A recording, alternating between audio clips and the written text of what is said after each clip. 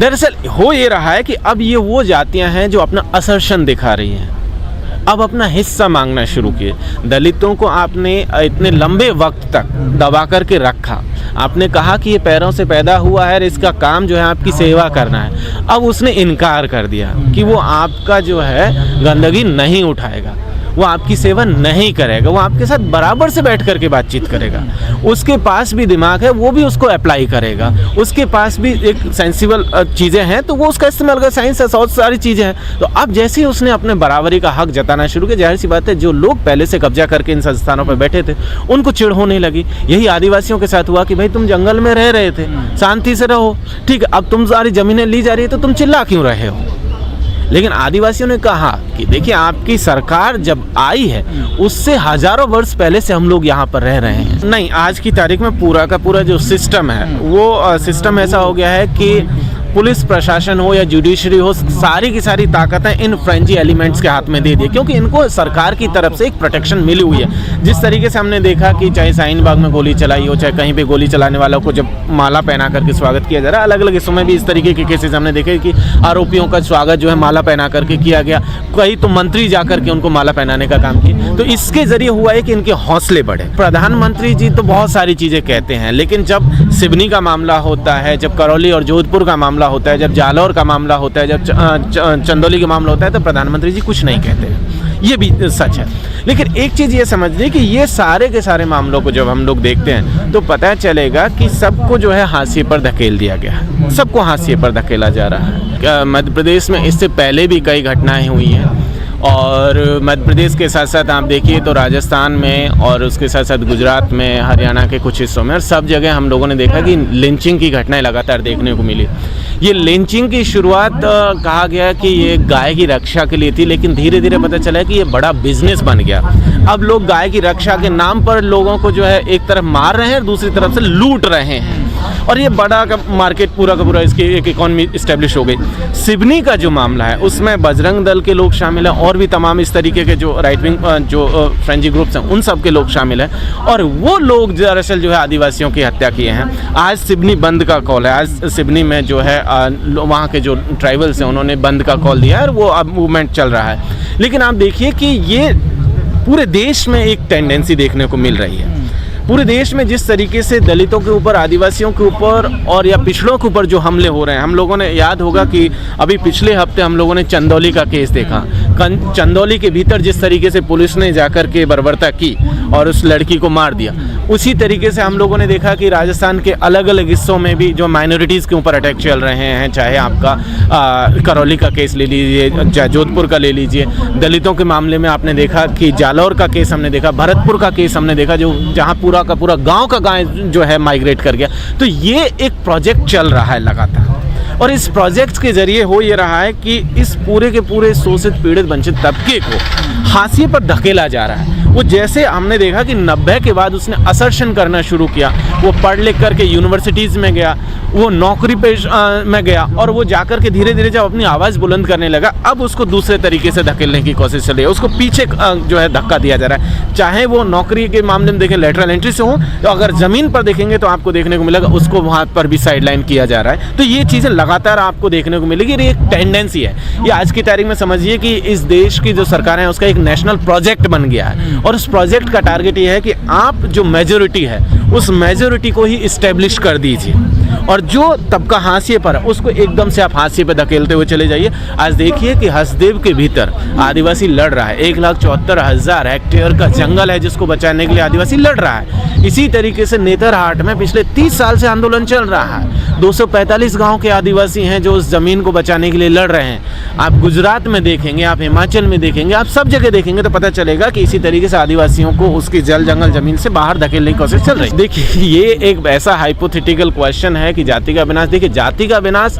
Possible है। बाबा साहब ने रास्ता दिखाया था, इंटरकास्ट मैरिज का एक रास्ता था जिसके जरिए जाति, लेकिन हो ये रहा है कि पूरे के पूरे इस देश की बुनियाद भी जो है इसकी पूरी उसकी पूरी बुनियाद दरअसल जाति पर ही टिकी हुई है, धर्म की बुनियादी जाति पर टिकी हुई है, और ऑनर किलिंग उसका एक सच है, उससे इनकार नहीं किया जा सकता है। वो किसी भी ऐसे कई धर्म हमारे देश में तो ऐसे रहे जो जाति से एकदम दूर थे, जाति जैसी चीज़ें उनके यहाँ नहीं थी, लेकिन अब धीरे धीरे उनके यहाँ पे भी जाती है। हम लोगों ने हैदराबाद का केस देखा कि किस तरीके से नागराजू की हत्या हुई, ठीक है, वहाँ पर भी एक जाति का, तो तमाम जगहों पर जाति जो है एक सच्चाई है, उससे इनकार नहीं किया जा सकता।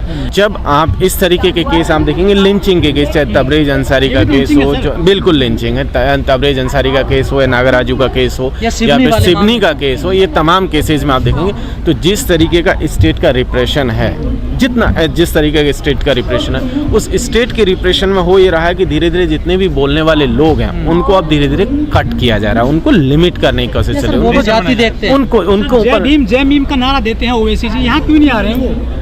बिल्कुल सच बात है कि उनको आना चाहिए, और उनको ही नहीं तमाम लोगों को आना चाहिए, क्योंकि जब हम लोग ब्रॉडर बहुजन यूनिटी की बात करते हैं तब उसमें होना चाहिए था कि सबकी हिस्सेदारी यहाँ पर होनी चाहिए, चाहे नागराजू का मसला हो, चाहे सिवनी का मसला हो, और तमाम मसलों में होनी चाहिए, लेकिन वो नहीं है। लेकिन एक चीज़ हम लोग देख रहे हैं कि लगातार जिस तरीके से, या जंतर मंतर में पहले भी हम लोगों ने देखा कि कुछ हफ्ते पहले जो जहांगीरपुरी के मसले पर भी लोग आए थे और लगातार आ रहे हैं, तो आने वाले दिनों में हो सकता है कि लोग आएँ और वो अपना प्रतिरोध दर्ज करें। उत्तर प्रदेश के ललितपुर में जो है दलित किशोरी से गैंगरेप होता है, फिर वो थाने में जाती है, वहाँ भी उसको एसएचओ जो है अपने शिकार बना लेता है, जबकि योगी जी पैर पूजते हैं बेटियों के, नवरात्रों में कन्या पूजन करते हैं। कहाँ चला गया वो राम राज्य? देखिए, अब अगर हम लोग ललितपुर का केस देख लीजिए, चाहे कहीं और का देख लीजिए, यूपी में आप देखेंगे तो पता चलेगा कि जिस तरीके से कानून व्यवस्था मामला है, तो कानून तो आज की तारीख में बुलडोजर के जरिए चल रहा है, कानून बुलडोजर के ऊपर रखा हुआ है, और वही बुलडोजर जिस तरफ लेकर के जा रहा है वही चल रहा है, और वो बुलडोजर की ड्राइवरी अब जो है कानून की पालन की जिनकी जिम्मेदारी थी, कानून को मनवाना जिनकी जिम्मेदारी थी, वही लोग अब बुलडोजर लेकर निकल पड़े हैं, क्योंकि उनको सत्ता का जो है वो मिल गया, रास्ता मिल गया, सत्ता उनके साथ में खड़ी हुई है। तो ऐसी सिचुएशन को जब आप समझेंगे तो पता चलेगा कि दरअसल हो ये रहा है कि उनको सरकारी संरक्षण प्राप्त है। आज तक चंदौली के मामले में, ललितपुर के मामले में, क्या जिन लोगों के ऊपर आरोप हैं, क्या उनके ऊपर बुलडोजर चलाए गए? नहीं चलाए गए। क्यों नहीं चलाए गए? उसका मकसद ये है कि भाई उन्होंने जो खेल किया, उस खेल में यह है कि उन्होंने अपने जो इंटरेस्ट थे उसको प्रोटेक्ट किया, अपने पॉलिटिकल इंटरेस्ट को प्रोटेक्ट किया, इसीलिए उन्होंने उन सब लोगों को बचाया। देखिए, ये तो दिख रहा है कि मकान पर, किसी की दुकान पर, किसी की दीवार पर बुलडोजर, ये दीवार और मकान दुकान पर है नहीं, दरअसल ये बुलडोजर है ही संविधान पर। मानते हैं इस बात को? बिल्कुल मानते हैं। संविधान में तमाम तरीके की व्यवस्थाएं लिखी गई है कि अगर किसी का इलीगल कंस्ट्रक्शन है, किसी ने कोई अनऑथराइज और कोई काम कर रखा है, किसी ने गलत गैर कानूनी तरीके का काम किया हुआ है, तो संविधान में और उसके साथ साथ तमाम तरीके के जो लॉज हैं उनमें एक प्रोविज़न है कि आप उस प्रोविज़न के जरिए वो काम उसको डिमोलिश कर सकते हैं, जो भी एक्शन ले सकते हैं कानून के जरिए ले सकते हैं। लेकिन हो ये रहा है कि जैसे ही बुलडोजर को आगे किया गया, ये संविधान को बाईपास करने की कोशिश है, ये संविधान को ही साइड में करके ही ये सारा काम हो रहा है। और इसीलिए आप ये समझिए कि आरक्षण डायरेक्टली उन्होंने खत्म नहीं किया, लेकिन प्राइवेटाइजेशन करके आरक्षण खत्म कर दिया। वही उसी तरीके से संविधान को भी वो रिलेवेंट बनाने की कोशिश कर, इररिलेवेंट बनाने की कोशिश कर रहे हैं। और यही असल चीज़ है कि ये सारे के सारे हमले सिर्फ ऐसा नहीं है कि माइनॉरिटीज़ के ऊपर है, ये आने वाले दिनों में आपको देखने को मिलेगा दलितों के ऊपर, आदिवासियों के ऊपर भी बुलडोजर चलेंगे, पिछड़ों के ऊपर भी बुलडोजर चलेंगे, और जो उनके पॉलिटिकल अपोनेंट्स होंगे उसके ऊपर भी बुलडोजर चलेगा। अब ये देखने वाली बात होगी कि सुप्रीम कोर्ट और हाई कोर्ट इसमें क्या करेगा, क्योंकि अभी तक तो जिस वही तो अब देखना ये होगा कि आने वाले दिनों में सुप्रीम कोर्ट का, हाई कोर्ट का क्या रवैया होगा, ये देखने वाली बात होगी। अभी तक जो रवैया वो एकदम से अच्छा रवैया नहीं है, वो किसी तरीके से हेल्दी डेमोक्रेसी के लिए अच्छी बात नहीं है। बिल्कुल, देखिए मंत्रियों का और उन सबका तो जो पूरा का पूरा प्रोजेक्ट है, वो प्रोजेक्ट यही है कि किस तरीके से वो अपनी राजनीतिक रोटियां सेक सकते हैं। आज सुबह हम लोगों ने देखा कि लगभग एक हफ्ते से ज़्यादा सिवनी का केस को हो गया, लेकिन आज जाकर के जब सिवनी बंद का कॉल दिया गया, तब जाकर के वहाँ से सांसद और बीजेपी की जो सांसद हैं उनके साथ साथ और जो बीजेपी के ट्राइबल कोटे से जो लोग आ रहे हैं, वो जाकर के आदिवासियों के बीच में पहुँचे थे, उन परिवारों के पास पहुँचे थे, लेकिन वहाँ पर लोगों ने उनका विरोध किया और फिर उनको वहाँ से खदेड़ दिया गया। तो वो तो आते हैं दरअसल मार्केट में अपनी छवि बनाने के लिए, क्योंकि उनके पास मीडिया सब कुछ, वो अपनी छवि बनाने के लिए करें। लेकिन जब हकीकत में आप जाकर के देखेंगे तो पता चलेगा कि इन लोगों ने सबसे ज़्यादा नुकसान उस तबके को किया है। बाबा साहब कहते थे ना कि कैसे हो गई इस समाज में, कैसे हो गई सुरक्षा, संविधान के रास्ते ही होगी। संविधान में सारी चीज़ें हैं ऑलरेडी, और उसमें लिखा हुआ है